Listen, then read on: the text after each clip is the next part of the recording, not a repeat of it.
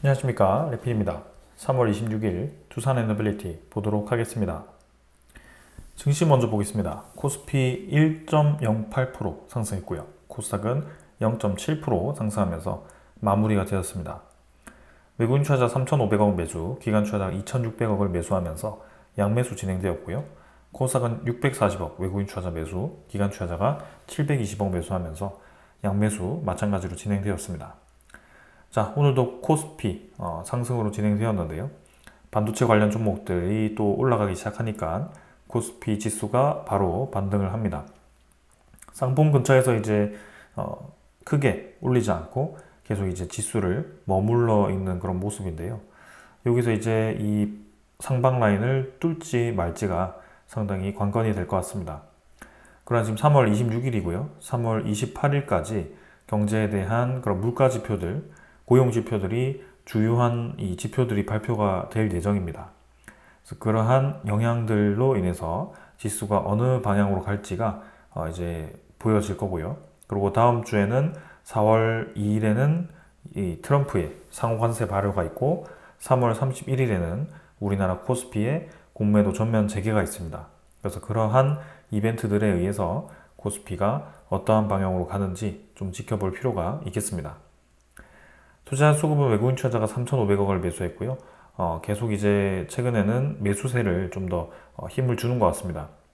하지만 외국인 투자자가 골고루 매수한다라기보다는 특정한 이제 테마 위주로, 반도체 테마 위주로 들어와주는 모습이고요. 기관 투자자도 2,600억 정도 매수를 했고, 금융투자 2,400억 매수가 대부분이었습니다. 그 외에는 큰 움직임은 없고요. 금융투자 같은 경우는 계속해서 매수 이후에 차익 실현으로 매도를 하는 수급이기 때문에 가볍게 좀 보도록 하겠습니다. 코스닥은 716포인트고요. 코스피만큼 반등하지 못하고 N자로 좀 이제 눌러지는 그런 형태로 계속 진행이 되고 있습니다. 쌍바닥 근처까지 좀 왔는데요.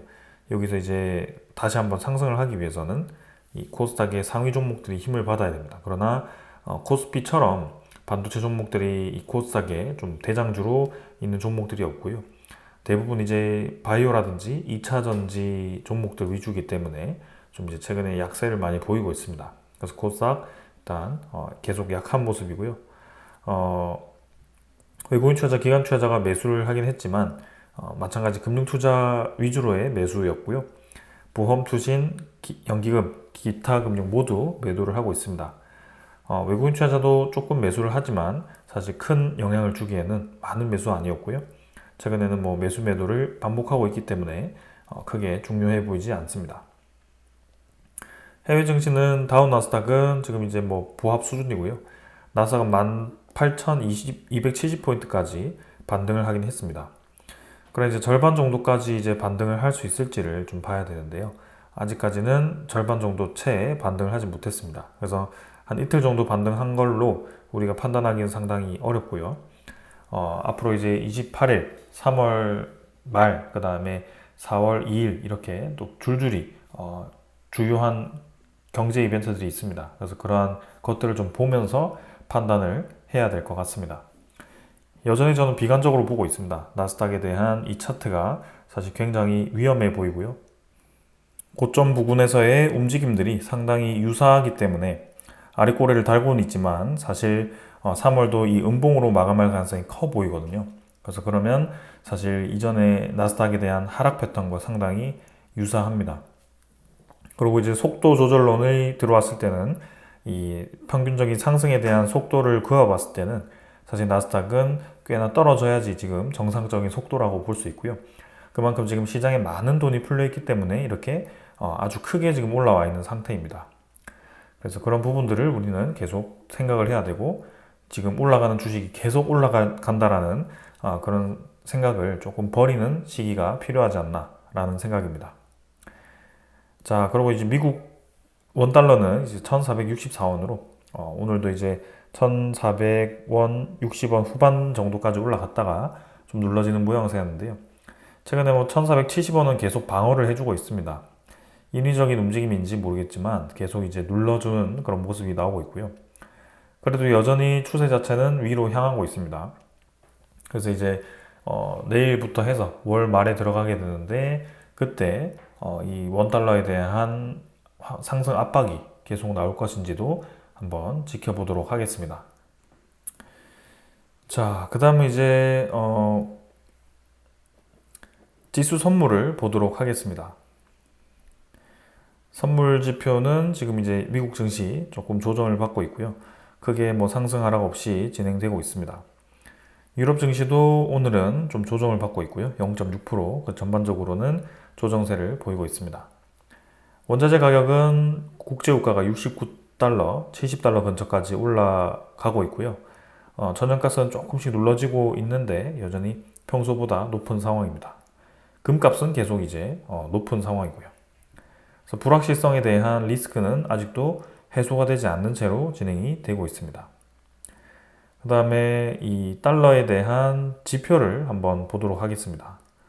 미국의 달러 지수가 최근에 또 한 번 올라가기 시작합니다. 한 달치로 보았을 때는 저점을 찍고 다시 슬금슬금 올라가고 있고요. 103.9까지 지표가 올라왔습니다. 뭐 추가적으로 더 올라가지는 않고 있는데요. 그래도 상승에 대한 흐름이 조금씩 나타나고 있습니다. 요거 또한 28일에 발표되는 미국의 PCE 지표라든지 그런 이제 기대 인플레이션 지표에 따라서 또 크게 요동칠 수 있기 때문에 그런 것들을 봐야 되고요. 어제 이제 발표된 지표에 의하면 미국 소비자 신뢰 지수를 이제 이렇게 보여주고 있습니다. 그래서 이제 7.2포인트가 급락해서 또 진행이 되었고요. 지금 2024년 11월부터 해서 쭉 계속 떨어지고 있는 상황입니다. 소비자 신뢰 지수가 떨어진다는 것은 시장에 대한 소비자 심리가 위축되고 있다고 보셔도 될 것 같고요. 근래 들어서 가장 낮은 수준이기 때문에 상당히 지금 이제 부담스러운 상황입니다. 근데 이러한 상황 속에서도 만약에라도 28일에 PC 지표가 높게 나오면서 기대 인플레이션 지표가 다시 치솟는다고 하면 미국의 시장에는 또 한 번 스태그플레이션이 부각이 될 가능성이 크고요. 그렇게 됐을 때는 이제 증시에 대한 하락폭이 좀 더 커질 가능성이 있습니다.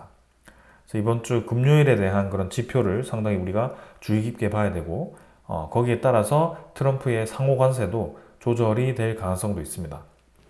스태그플레이션에 정말 어렵게 진행되는데 관세를 강하게 갈 수는 없을 것 같고요. 만약이라도 PC 지표가 좋게 나왔다고 합시다. 우리 예상보다 PC 지표가 조금 떨어져서 시장에서는 오히려 호재로 받아들일 때 그러면 트럼프는 또 하나의 카드가 생긴 겁니다. 관세를 더 부과할 수 있겠구나, 공격적으로. 그렇기 때문에 그 두 개가 계속 이제 저울질을 하면서 움직이는 거라고 보신다면 우리 입장에서는 지금 이제 시장의 긍정적인 요인은 사실 크게 없구나라고 생각이 될 수밖에 없습니다. 그래서 지금은 좀 이제 증시에 대해서 공격적으로 접근하기보다는 천천히 좀 보수적으로 접근하는 것이 좋아 보입니다. 자, 채권금리도 지금 꽤나 이제 올라와 있는 상태이고요. 4.3%, 4.34%입니다. 그래서 지금 이제 한 달치로 본다면 거의 높은 수준 위치까지 올라와 있고요. 4.8% 근처까지 찍고 떨어지긴 했는데 쉽사리 지금 계속 의도대로 떨어지지 않고 있습니다. 만약에라도 PC 지표 높게 나오면 올라갈 가능성이 크죠. 관세 부과와 함께. 그래서 이 국채금리가 높아지면 결국에는 미국의 부채도 계속 부담스러울 수밖에 없는 상황이기 때문에 점점 이 시장의 이 어려운 불확실성이 높아지는 그런 상황이 될 겁니다. 자, 그래서 오늘 이 정도로 시장에 대한 분위기 살펴보았고요. 종목으로 넘어가도록 하겠습니다. 투싼 에너빌리티 보겠습니다. 오늘 800원 하락해서 3.0% 하락했고요. 25,750원으로 마무리가 되었습니다. 자, 오늘도 장 초반에서부터 쭉 떨어지면서 진행이 되었고요. 후반까지 하락으로 지금 마감이 되었습니다. 지금 뭐 장외 거래에서도 25,750원으로 진행이 되고 있고요. 계속해서 비슷한 구간을 횡보하는 것으로 또 한 번 진행이 되고 있습니다. 제가 틀리길 바라지만 계속 그러한 방향으로 주가가 흘러가는 것이 보여집니다. 그렇게 수치가 들어맞게 데이터가 만들어지고 있습니다. 그래서 떨어지면 올리고 떨어지면 올리고를 상당히 인위적으로 만들고 있다고 말씀을 드렸고 같은 지점을 계속 저항을 때리면서 지금 또 한 번 주가를 눌리는 방향으로 진행을 하고 있습니다. 그래서 결국에는 지금 지지 라인을 또 한 번 만들게 생겼죠. 24,000원 근처까지 24,900원 정도. 그래서 그 이후에 이제 공매도가 재개되었을 때 과연 이 외국인 투자자가 어떻게 움직일 건가? 그 외국인 투자자는 지금 이제 이 구간에서 계속 매수 매도를 반복하고 있는 입장이기 때문에 과연 그것을 어떻게 활용할까? 그것을 저는 우려하고 있습니다. 왜냐하면 제가 이 많이 보았던 패턴 중에 하나가 공매도가 재개되었을 때의 패턴과 상당히 유사하기 때문에 그렇게 언급을 드리고 있는 겁니다. 지금 언급드린 것은 일부분 이제 어느 정도의 단기적인 움직임일 가능성이 있습니다. 제가 말씀드린 것은 그래서 어느 정도 이탈을 해서 좀 주가가 떨어진다고 하더라도 분명 어느 지점에서 다시 한번 올라올 수 있는 그런 시나리오를 만들 겁니다. 근데 그때는 이제 증시에 대한 방향이 어느 정도 상승으로 다시 한번 반등으로 정해져야겠죠. 만약이라도 미국에 대한 증시라든지 그런 세계 증시 중에 어떠한 한 곳이 또 한번 리스크가 터지게 되었을 때는 이 주가는 계속 이 아래로 밀리면서 계속 이제 또 지루한 움직임을 만들 가능성이 있습니다. 그러한 부분들이 있기 때문에 일단은 저는 아주 멀리 바라보기보다는 적정한 수준에서 지금은 보수적으로 접근하면서 좀 관망을 하는 것도 괜찮아 보인다라고 생각을 드리는 거고요. 그런 입장에서 본다면 지분을 전부 다 지금 100% 주식을 가지고 있기보다는 일부 현금화를 시켜 놓는 것이 저는 좋아 보인다라고 말씀을 드리는 겁니다. 자, 그래서 두산에너빌리티 일단 아주 오랫동안 지금 횡보를 해 가고 있는데요. 이 30분 봉으로 보면 더 그 움직임이 노골적으로 보입니다. 오르고 내리고를 아주 규칙적으로 지금 진행을 시키고 있기 때문에 장 초반에 떨어뜨리고 장 초반에 올리고 이런 움직임이 계속 나타나고 있습니다. 그래서 이거는 분명히 지금 인위적인 움직임이 나타나고 있다. 그래서 신한증권이라든지 JP모건에 의한 움직임이 계속 보이는데 그거는 매수 매도를 왔다 갔다 하는 움직임은 공매도 수행 때 공매도가 시행될 때 움직임과 상당히 유사하다라고 말씀을 좀 드리겠습니다. 자, 그래서 다음 주까지는 두산에너빌리티만의 이벤트보다는 이제 거시적인 경제 이 이벤트들이 많기 때문에 그러한 부분들을 제가 두산에너빌리티 리뷰 전에 한 10분 정도 영상에서 좀 다루고 있고요. 그런 것들 한번 봐주시면 좋을 것 같고요. 그 다음은 공매도 잔고입니다. 잔고는 23만 8천 주로 진행이 되었고요. 일단 뭐 계속 24만 주 근처에서 잔고는 형성이 되고 있습니다. 그게 지금 변화는 없고요. 문제는 이제 대차 잔고가 계속 최근에 이제 늘어나는 모습이 보인다라는 점입니다. 이 대차 잔고가 굳이 지금 갑작스럽게 늘어날 이유는 없습니다. 합리적으로 의심을 해본다면 공매도 재개 이후에 대차 잔고를 미리 늘려놓는 것으로 좀 확인해 볼 수밖에 없고요. 지금 그러한 합리적인 의심을 할 수 있는 데이터들이 나오고 있습니다. 자, 그래서 오늘도 대차 잔고가 지금 늘어나는 추세로 계속 대차 잔고가 증가를 하는 방향으로 가고 있고요. 오늘 2일 대차 잔고를 한번 보시면 실제로 이제 체결이 81만 주, 상환이 59만 주로 상환이 적지 않았습니다만 최근에는 계속 체결이 많습니다. 확실히. 1970만 주까지 거의 2000만 주 가까이 또 대차 잔고가 지금 올라와 있고요. 우리가 이 대차 잔고를 살펴보았을 때 한 1200만 주, 1000만 주, 1100만 주 정도에서 왔다 갔다 했었는데요. 지금 최근에 한 700만 주 가까이를 늘려놨습니다. 두산에너빌리티 지분으로 따지면 한 600만 주, 700만 주면 거의 전체에서 1% 정도가 됩니다. 그래서 그러한 이제 1%, 2% 정도를 두산에너빌리티 공매도로 계속 활용하는 그런 모습을 제가 이전에도 보았고요. 그렇게 되면 하루 종일 거래가 없으면서 계속 조금씩 흘러내리면서 일정한 이제 구간을 반복해서 떨어뜨렸다가 올렸다가를 진행하게 될 겁니다. 상당히 이제 지루한 상황이 될 거고요. 공매도라는 것이 좀 그런 상황입니다. 그래서 제 댓글에도 보면 공매도를 지금 굳이 두산에너빌리티 주가가 높은데 이렇게 칠 이유가 있나? 공매도를 치면 손해를 보는데 왜 공매도를 치냐? 이렇게 말씀하시는 분이 있습니다. 근데 제가 말씀드리면 외국인 투자자가 평단가에 뭐 24,000원 정도의 지분을 가지고 있다고 합시다. 평균 단가가. 그럼 지금 이제 수익을 보고 있다라고 했는데 굳이 지금 수익 보는 것을 공매도를 때려서 주가를 왜 눌리냐라고 할 수가 있겠습니다. 근데 한번 이렇게 생각해 보면 좋을 것 같습니다. 24,000원을 가지고 있는 주식은 그대로 가지고 있는데 25,800원에서 공매도를 때려서 18,000원에 숏커버링을 하는 그러한 이제 상황을 만들게 되었을 때 과연 외국인 투자자는 손해를 볼까요? 기관 투자자가 손해를 볼까요? 보지 않습니다. 결국에는 현물을 가지고 있고 공매도를 해서 말 그대로 공이죠. 빌려와서 매도를 때리는 거기 때문에 주가가 떨어지면 떨어지는 대로 숏커버링을 해서 나중에 주가가 올라갈 때 같이 요 지분 입장에서는 반등을 하는 거고 밑에서 이제 이 공매도를 상환하는 입장에서는 그 거래 가격만큼 또 차익만큼 수익을 보는 겁니다. 그러면 주가가 내려도 이득을 보고 주가가 여기서 내리지 않고 올라도 이득을 보게 되는 상황이 만들어지겠죠. 이 전형적인 해지 투자라고 해도 무방한 상황입니다. 큰 투자금을 굴리는 투자자일수록 우리처럼 상승에만 베팅하지 않습니다. 결국에는 내릴 때를 대비하기도 하거든요.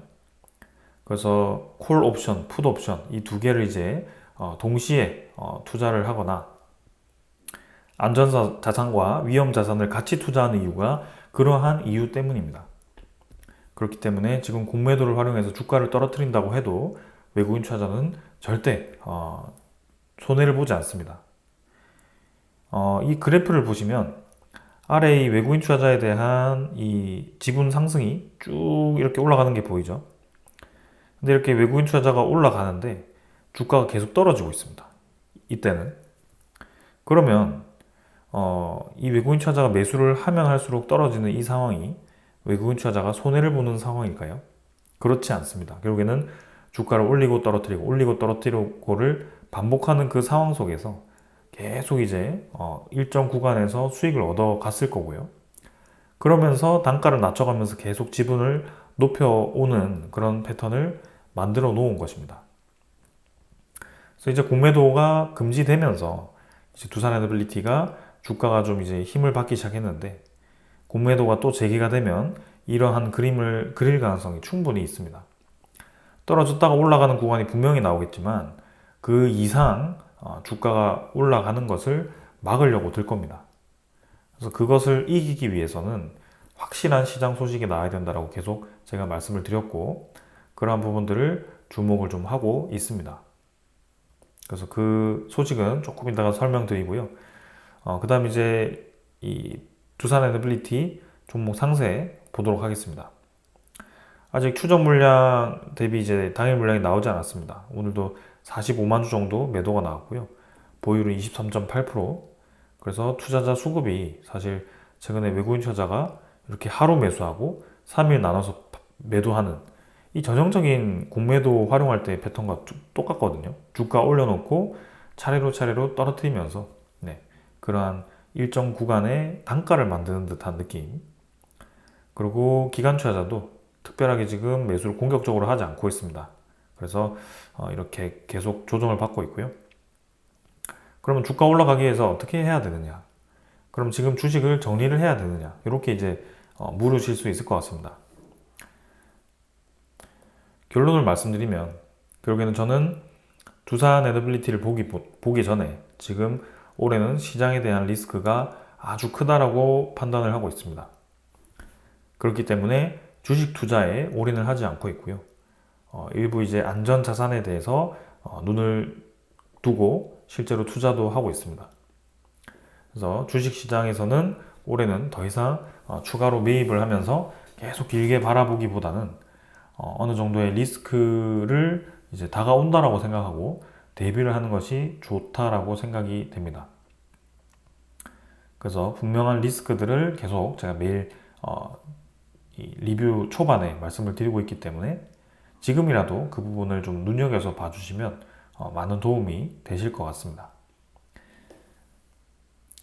그 다음은 두산 에너빌리티 입장에서도 결론적으로는 두산 에너빌리티는 이 에너지죠. 이 에너지라는 것이 결국에는 시장 리스크와 굉장히 밀접하게 관련이 있습니다. 우리 이 2차 전지에 대한 시장도 확 떴다가 지금 확 죽어버리는 것이 결국에는 이 시장 리스크에 대한 움직임과 유사하거든요. 그래서 에너지가 이 2차 전지는 사실 트럼프가 되면서 좀 완전히 관심도가 떨어지긴 했지만 이 에너지라는 것은 결국에는 필요하다. 그러면서 AI가 등장을 했는데 그 AI가 최근에 이 시장 리스크에 좀 눌러지는 그런 모습이 좀 있습니다. 그래서 그 트럼프라는 미국 대통령이 그러한 부분을 최소화시키면서 미국의 부채를 줄이기 위한 방법을 지금 찾고 있고요. 그것을 하나씩 실현해 나가고는 있지만 결국에는 뭔가 시장을 아주 드라마틱하게 해결할 만한 상황은 아닌 것 같다. 이러한 지표들을 보았을 때는 트럼프의 뜻대로 뭔가 진행이 되지 않고 있다라는 것이 보여집니다. 그래서 좀 있으면 4월 달에 들어가게 되고요. 상호관세 매기면서 이제 몇 달 있으면 미국의 그 많은 부채들이 만기가 도래하는 시기가 다가올 겁니다. 7월 달. 그래서 얼마 남지 않았거든요. 그때 이제 슬슬 기사들이 도배가 될 겁니다. 이 많은 부채를 어떻게 해결할 건가? 미국의 이 채권을 발행량을 늘려서 또 한 번에 많은 빚을 찍어내면서 계속 돌려막기를 할 것인가? 그러한 부분들이 계속 부각이 될 겁니다. 그러면 채권을 많이 찍으면 채권 금리가 올라가겠죠. 그럼 금리를 또 높게 형성을 할 겁니다. 우리 원달러는 또 높게 될 거고요. 계속해서 고금리에 대한 압박이 커질 겁니다. 네, 그러한 상황들이 지금 악순환으로 이미 연계가 되어 있고요. 아까 장 초반에 말씀드렸던 나스닥에 대한 월봉 차트, 하락에 대한 전초 차트와 상당히 유사하고, 그리고 하필 그 시기에 우리나라 코스피의 공매도가 재개된다. 그러한 상황들이 굉장히 저는 좋지 않은 연계로 이어지고 있다라고 생각이 되고 있습니다. 그래서 그동안 시장을 굉장히 좋게 봤는데요. 뭔가 이 거시적인 지표들이 좋지 않게 연결이 되면서 두산 에너빌리티의 그런 에너지 테마에도 영향을 줄 거라고 저는 생각을 하고 있기 때문에 이렇게 계속 말씀을 드리는 겁니다. 자, 그래서 향후 이제 어떤 움직임을 보이든 간에 일단 그렇게 저는 생각을 하고 있다라고 생각해 주시면 좋을 것 같고요. 여러분들도 그 본인만의 투자 기준을 세우고 진행을 해 주시면 좋을 것 같습니다. 저를 꼭 따라오라는 거 아닙니다. 네. 좀 더 멀리 바라보고 싶다라고 하시는 분들은 뭐 그렇게 해도 되는데요. 일단은 제가 느껴지는 그런 리스크들이 많기 때문에 이렇게 조심스럽게 계속 언급을 드립니다.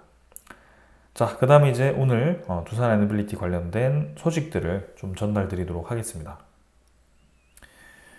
자, 투자 급한 두산 에너빌리티 밥캣 지분 담보로 1.9조를 조달했다라는 소식이 나왔습니다.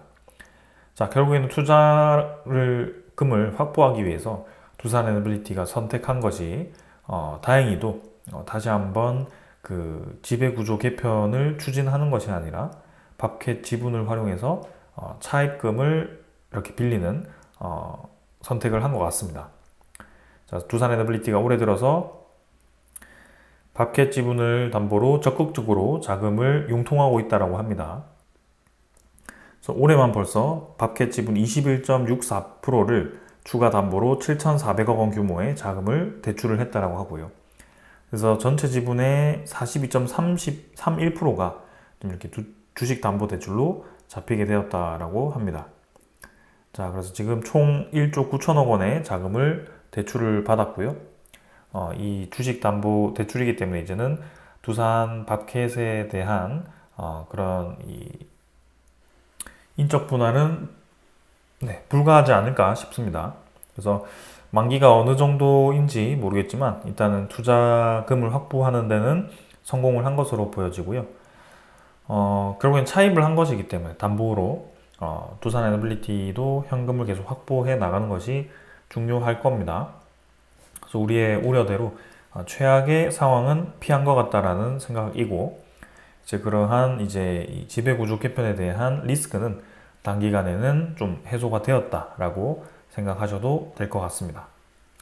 자, 그 다음은 현대건설과 웨이스팅하우스의 컨소시엄이 핀란드와 스웨덴의 신규 원전 잠재 공급업체로 선정이 되었습니다. 그래서 지금 이 스웨덴 쪽에서는 최근에 한수원이 사업을 철회를 하는 모습이었는데요. 우리가 이제 웨스팅하우스의 그런 주도권을 뺏기는 게 아닌가라고 생각을 하던 상황 속에 이 웨스팅하우스가 다른 기업이 아니라 우리나라 이 건설사와 같이 컨소시엄을 짜서 들어갔다는 것이 중요하다라고 생각이 됩니다. 근데 웨스팅하우스 현대건설은 지금 처음이 아닙니다. 이미 이제 이 슬로베니아 쪽에도 들어가는 것 같고요. 그 다음에 불가리아 쪽도 이렇게 시작을 하는 것 같고요. 그래서 웨스팅하우스와 현대건설이 딱 지금 세트로 계속 유럽의 시장을 두드리고 있습니다. 그래서 가압형 경수로형 원자로 AP1000에 대한 기술을 보유함으로써 이렇게 컨소시엄을 구성한 것 같고요. 여기서 현대건설이 나오긴 했지만 결국에는 주기기도 이 웨스팅하우스가 우리나라 기업에게 줄 가능성이 있어 보인다라는 느낌이 들죠. 그래서 이제는 그 느낌은 우리도 다 알지만 이제는 확실한 소식이 필요하다. 그래서 그 웨스팅하우스와 두산에너빌리티와의 직접적인 계약 소식이 좀 들려온다면 상당히 좋을 것 같습니다. 자, 스웨덴도 저 컨소시엄이 좀 따내면 좋을 것 같고요. 그다음에 다른 이 원전들도 많이 이제 웨스팅하우스가 가져가게 되면 다 이제 우리나라 기업으로 이렇게 하청 주듯이 오긴 하겠지만 네, 기회가 넓어질 것 같습니다. 그래서 계속 저 부분도 주시를 해 보겠습니다. 자, 그 다음에 체코 대통령이 두산 스코다 파워를 방문을 했다고 합니다. 그래서 원전 준비 상황을 확인하기 위해서 두산 스코다 파워의 증기 터빈 제작을 지금 확인을 한 것 같고요. 그만큼 체코 입장에서는 이제 원전에 대한 계약을 염두를 해두고 있다라고 보셔도 될 것 같습니다. 기간은 좀 밀리고 있지만 그래도 이제 이 체코 대통령의 행보를 본다면 분명히 본계약은 할 것 같다라는 생각이죠. 100%.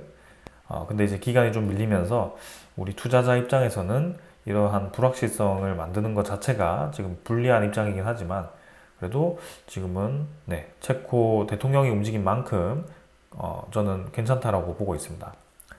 두산 스코다 파워라는 것이 꼭 체코 원전만 염두를 하는 게 아니죠. 이제는 유럽의 전초 기지로서 두산 에너빌리티의 전기 터빈 기술을 이제는 전 유럽에 공급할 수 있는 역량을 가지고 있기 때문에 체코 입장에서도 그러한 공급 기지가 자국 내에 있다는 것은 상당히 메리트가 될 겁니다. 그 다음에 1.2조 규모의 루마니아 원전 설비 발주가 이제 시작이 될 거고요.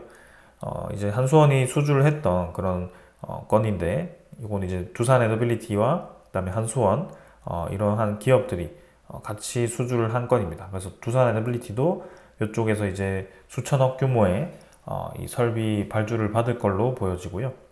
이제는 원전 관련된 그런 매출이 본격적으로 발생을 할 때가 되고 있습니다.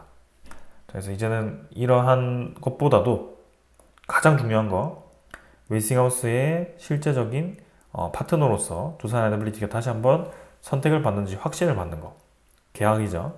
그 다음에 SMR도 이제 뉴스케일 파워의 시장 확대와 그 다음에 그런 테라 파워의 시장 확대 이러한 것들이 현실화가 되어야 된다. 그것만이 공매도에 대한 공격을 이겨낼 수 있고 수익을 크게 낼 수 있는 주가를 크게 움직일 수 있는 방법이다. 이렇게 좀 말씀을 드리고 싶습니다. 지금 불확실성이 특히 시장에서부터 오고 있기 때문에 이런 우리나라의 상위 종목들이 크게 지금 올라가기 힘든 상황이 만들어지고 있습니다. 그래서 그런 부분에서 상당히 지금 답답한 상황이고요. 이게 어떻게 흘러갈지는 계속 지켜보면서 우리가 주요하게 지켜보는 이 관점들을 좀 포인트를 맞춰서 보도록 하겠습니다. 체코 원전 본계약하면 주가 엄청나게 올라가지 않을까요? 저는 그렇게 생각하지 않습니다. 체코 원전 본계약은 이미 두산에너빌리티가 한다라고 생각하고 되어 있습니다. 100%라고 보고 있는 것이기 때문에 오히려 불발이 되거나 지연이 되면 주가를 떨어뜨리는 하락 요인으로 작용을 할 거고, 계약을 한다라고 해서 주가가 엄청나게 올라갈 거라고 저는 생각을 하진 않습니다. 만약에라도 두쿠반의 두기 외에 이제 테멜린 두기도 할 수 있다, 한국을 선호한다, 이러한 얘기가 나오면 주가가 움직이겠죠. 그래서 이제는 우선 협상자가 된 건수들에 대해서는 주가를 더 이상 올리지 않는다라고 생각하시면 될 것 같고, 새로운 건수가 생겨야 된다. 폴란드 원전이라든지 이런 부분이 필요한데, 최근에서는 사실 우리나라가 대형 원전 입장에서 추가로 계약을 앞둔 건수가 없기 때문에 지금 두산에너빌리티 입장에서만 보았을 때 웨스팅하우스와의 주기 계약 SMR에 대한 시장 확대가 나타나야 된다라고 말씀을 드리는 겁니다. 자, 그래서 이 정도로 오늘 리뷰는 마치도록 하고요. 계속해서 어려운 시장이 이어지고 있습니다. 다음 주 초반 정도에는 어느 정도 윤곽이 드러날 것 같습니다. 그래서 시장에 대한 흔들림을 좀 이겨내면서 잘 진행했으면 좋겠고요. 저의 이 불안감이 빠르게 해소가 되었으면 좋겠습니다. 그러나 분명한 것은 거시적인 그런 부채가 너무나도 많다는 것은 자명한 사실이고요. 그러한 부채가 많을 때 고금리 정책이 상당히 부담스러운 것도 사실입니다. 그래서 그렇게 보일수록 우리는 공격적인 투자보다는 조금 쉬어가는 타이밍도 필요하다라는 생각을 좀 해보고요. 이번 주 리뷰, 내일 또 목요일 마지막 하루를 앞둔 기간인데 또 지켜보도록 하겠습니다. 오늘 여기까지 하겠습니다. 감사합니다.